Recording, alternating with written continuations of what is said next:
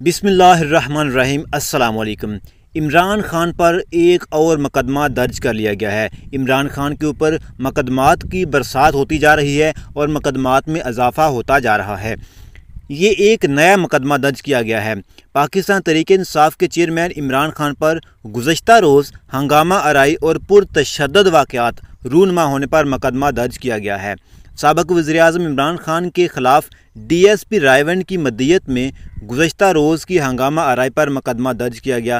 F I R کے متن میں لکھا گیا ہے کہ 300-400 پر مشتمل جتھے نے، جس میں مسلح افراد بھی موجود تھے، قومی سلامتی کے اداروں کو دھمکیاں دیں۔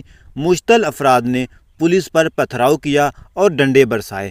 ایف آئی آر کے متن کے مطابق مشتل افراد کے پولیس پر پتھراؤ اور ڈنڈے مارنے سے 13 پولیس افسران اور اہلکار زخمی ہوئے۔ کارکنوں کے پتھراؤ کی وجہ سے خود پی ٹی آئی کے بھی 6 کارکن زخمی ہوئے۔ متن میں یہ بھی لکھا گیا ہے کہ پولیس زخمیوں کو سروس اسپتال لایا گیا، جہاں پی ٹی آئی کے کارکن بھی زیر علاج تھے۔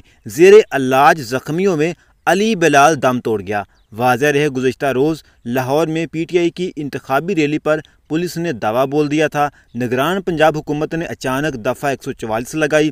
پولیس تشدد سے ایک کارکن جاں بحق ہو گیا۔